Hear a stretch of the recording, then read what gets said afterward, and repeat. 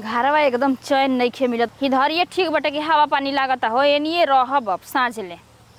एगो तो जब से हमार मरद चल गइल बा ना बाहर न तनको हमरा घरवा रहे के मने नहीं करता। लागत ना हमरा के कुछ काटे धौरत आवे अच्छे नहीं खे लागत। आए तनी बारी बगीचा में रहत न त यान मान जी भइल रहत भुलाइल रहतनी उनकर याद नहीं खे आवत।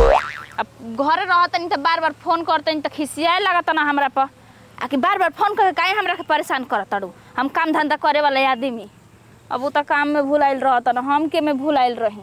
काम धंधा खत्म हो जाता तो अतरा ना उनका याद आवे लागता रोवाई छूटे लागता कि का बताई। कहनी कि ये जी घर ही खेती किसानी करी बाहर विदेश मत जाई हम रउआ बिना कैसे रहब। कतना कि घरे है खेती बाड़ी में कतनी पैसा मिलता बाहर विदेश रहब त मान ला 25,000 महीना पाइब त 5,000 खर्चा चलाइब 20,000 घरे भेजब त बची न। पैसा के चक्कर में मेहरारू के भुला गइल बा न जब देख तब हाय पैसा कइल करता न। हमार मने नहीं खेलात कह जा तनी पर बतियाब कब किए जी घर ताला लगा दी हमरो के अपनी लगिए बोला दी। आप काम करके आवत हो खब खाना पीना बनावत हो खब हम रहब आपकी लगे तो मान ली सिहरा के आइब तो गोड़ हाथ में मालिश करम न आ खाना वाना बना के रखले रहम। अगर हो कह दी हो तो कह दे कल टिकट करवा दी हम आइब हम घरे ना रहम। हर जगह खेती कर लेकिन ससुरारी में कबो खेती नत कर रहले बेकार बा हो। सारा जौना के गाँव के लूर नहीं खे उहो पछवाड़ा खोद के भाग जाता मर मजाक कऽ के चल जाता। का बोलबो अब सार लगी सन उहो दुलरुआ मरे मजाक कह दे सन एक थप्पड़ मार देब तो जनते बड़ो तुरंते आदमी गरम हो जाता। हाँ खुश रह। का सर समाचार? सर समाचार पूछे के बाद ठीके ठाक बा हो एक दिन बीतता कनी करवा ला नी देखा हम कहत कि दिमाग खराब हो जाए हमार। महाराज तेरा पड़कत काहे बानी हम कुछ गलत कनी हमका मैंने कहे के मतलब कि यार कौन हो गइल। अच्छा ई बात बा। हाँ आर कौन हो गइल काले रोपाई आ गाड़ी के काम होई आ जोतवावे कोई तो हमरो जाके गड़िया जोत दी हर लगा दी। देखो हम कहत न जब सरवा तहन के आवत रह त मजा के करत रहन। हां माने सब गांव सुधर जाई लेकिन हित लोग तो लोग ना सुधर बजा ढेर पाहुन के निकल लगता। अरे महाराज ये बात नहीं के मैंने कहे के मतलब न कि मोथा सोता होई न तो मैं कबर जाई। टेंशन मत लो दवाई हो गया आवता घास जरावे वाला उ मार देबी जर जी हम मोथा ना जरी मैं घास जर जाई। आजकल मोथा धइल बाटे। पहले जमाना में मोथौआ लागत रहे लेकिन अब नहीं लागत अब तो चौथौआ हो जाता खेते में। तब बिया तैयार हो गइल बा? बिया तैयार हो गइल बा रोपनियो जो देले बनी कबरियो जो देले बनी माने हमारा से ना रुआ करवाई बल्कि दूसरे गांव घर से बहुत तरीके दिमाग खराब मत करो हम ना छी हम तो ही तक लगबो। हां बता देतन तार के बे महाराज का किसी तन कहे के मतलब न कि मैंने हमारा के ना कहले कि चल के बिया का बार दियो। अब जे खाली रहल आज भेटाइल ओकर से कह देनी हम आ तू भेटेबे ना खेले वो समय तक कहां से तार से कह दी हम माने हमार गलत आ दूसरा के खराब हो जाएगी बता देते भाई मार दे कहीं का होतै न कि जरा तक एकदम हम खोद दे हनी रहुआ के तू खोदलो आ तोहरे में पावर बा। अरे हमार खोदलो तो याद पड़ जाई। अच्छा छोड़ी जाए दी मोर मजा के भाई कनी कि बोरिनो पहले हमरो के तन पानी चलावे के रहे का 1 बीघा पटावे के रहल। हां पट जाई पट जी न। हां हां कैसे तो खिसिया तई न त बड़ा कहे में डर लागता। देखो अब ऐसन बात बोल देता ना कि बीपीएल हाई हो जाता। महाराज कोनो एकर मतलब होने से खोदले बड़ से देखा हम कहत कि दिमाग खराब मत कर तू जले जा मर देता नहीं बाला सारा बहुत खराब आदमी बाल से कुल हो। हां त एहू हितवा से बतियावे में न खूब न मजा आवेला कोनो बात कहला पर सरवा पड़क जाला यही से न पूरा गांव के लइका इनका से लाग रहल स इहो ठीके हवन कुछ कहला पर न पड़के हन बाकी कुछ कोई हन ना। चलो बेचारा के रोपा धोपा जाई न त ठीक हो जाई खेती बाड़ी कइले मन कबो कल हमनियो के पटावत रहत त ठीक है ना बा। हमार ससुरे खेत लिया के फसवा धल जा नहीं तो हमनी के मन ना रहे जा खेत ले के हितई में इतना इज्जत कदर रह गइल बा हो सारा जेवना के लूर से हुर नहीं खे उहो एक लखड़ी मार के चल जाता। हां ये मर्दी होई के हो अरे चभोरन बो इन करो मन नहीं खे लागत घरे भातार बा बहारा केहू देवे वाला है नहीं खे पहाड़ा तो का करी का जी महाराज। अरे दिने पर दिन रहो एक पीस लागो तनी जी के आई जी हम तो चिंते नहीं थी रहुआ के। कुछ भी कह, भगवान बनावस तो रउए लेखा बनावस दूसर जानी के। देखी तनी जबान सुधार के बोली ठीक बा। के आई जी कहाँ घर पड़ी? घर के का बात कइले बानी, परिचय जानल जरूरी बा। तब घरे मन नइखे लागल रहा के ना, सिवाने में ठीक ठाक बा का? कैसे तक कहल जाला कि जान न पहचान, हम तो हर मेहमान, हम आपके जानते नहीं खिए रहुआ हमरा के मेहमान बना लिया। अरे महाराज कहीं का जानो पहचान हो जाई या मेहमानो बन जाई रउआ। बताइए कोई आवेला तो दिमाग जोर जाला हमरा पीरी, वो अनजान आदमी। देखी पहले बात होला तब चीत होला तब सब कुछ होला। बतियाई तो हमारे बारे में जान जाई रउआ। और त का काम बा हमरा ले? काहे रउआ कड़क आवाज में बोलत हई महाराज? हे तना खिसिया तनी दिखिया तनी। असही हमार दिमाग ठीक नहीं है, ठीक ना? काहे मर्द बहारा बा यही से? रउआ कैसे जानतन कि हमार मर्द बहारा बा ना? ए गांव के केहू ऐसन होइए नहीं कि हम ना जानत हो ओकरा बारे में हो। अंडा से लेके बच्चा तक सबके पता बा कि के का लागी, के का हो, के कहाँ बा। अरे तो जानकारी दे तबे तो जानब। का कोई रउआ मजा ले लागब जानकारी दे देब तो। बताई ए गांव का हम दामाद लागब।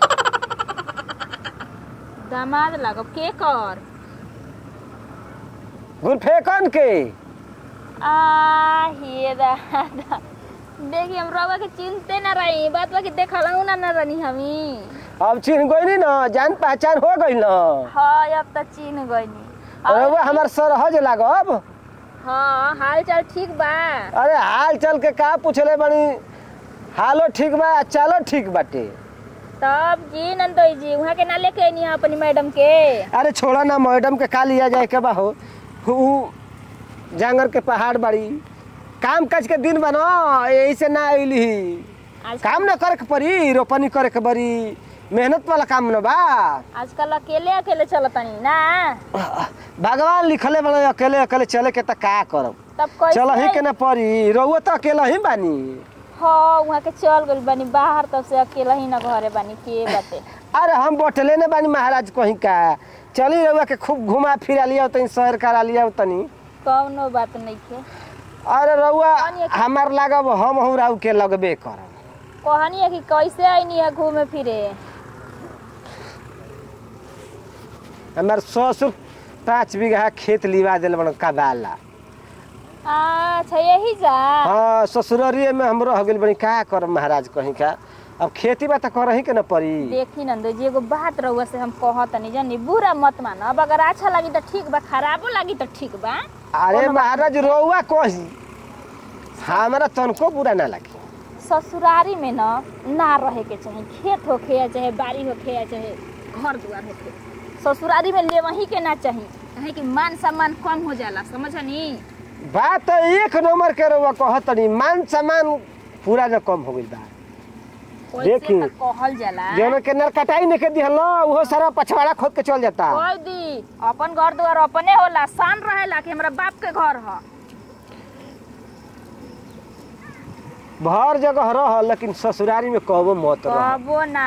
आज हमारा बड़ा पछतावा आवता हो। एगो कहावत सुनले बनी कि ना रउआ कि पहिला दिने पहू ना, दूसरा दिने ठेऊ ना, तीसरा दिने केहू कोई ना। उ तो हम बतिया जनते बनी, परला कुकुर के पाले खींच खाच के लेके गइलक खाले, उहे हमार हाल बा महाराज कहीं का। मान ली साल भर 6 महीना पे आई तो सेवा सत्कार होई, आ उहे अबे के रह गइल बनी तो जेके ना बोले के वो 4 गो। अरे घर में से जे निकलता ना ते माई बहन हो जाता, का करब। अब सही के ना परी, ससुर बन तो माई के गए देतो आ सारवा तो बहने के गरिया में लगता। हमारो बाबूजी कहना जमीन ढेर बा हमनी का, बाबूजी कहना यहाँ के कि दामाद जी आके आधा जमीन लेके रही, यहाँ के डायरेक्ट मना कर देनी कि हम ससुरारी में ना रह। तब कहीं अपने घरे बोलाई कुछ खियाई पियाई महाराज कहीं का। रउआ खातिर हमर दरवाजा खुलल बा जी, का खाए पियब बोली तो। और रउआ अपना हाथे जौन चीज खिया देब ना, जौन चीज पिया देब, वो हमरा खातिर अमृते सामान बाटे। चली आई एबार निक बा और कुछ बनाओ तनी घरे ना ना तो ठीके बा। काजी महाराज हां ई कौन खेला बेला करतनी? देखा आ गइल मजाक करे। हम मजाक नहीं करत, मजाक त हमर भौजाई कइले बड़ी। का हो हे नहीं आई तो तनी हे जाई हे जुकिया बैठ। अच्छा ही बताओ, मरद के भेज दे हलू बहारा, है जा नंदोई संग लुट तड़ू लहरा। हां रे यहाँ के तम चिंता ना रही, अभी खराब नाम पता बताई नहीं तब चिन्हनी है। दादा बिना चिन्हले घरे बोलाओ तड़ू, अपना हाथ के भोजन खियाओ तड़ू। सर कहीं के सिवान में तो ई हाल बा, कहीं घरे लिया के जेहन तो पूरा गांव में बवाल कर देब तू कि रखले बा। कौन ठीक बा, आजकल का जुग जमाना बहुत खराब बा। भाई बहिने से बियाह कर लेतिया।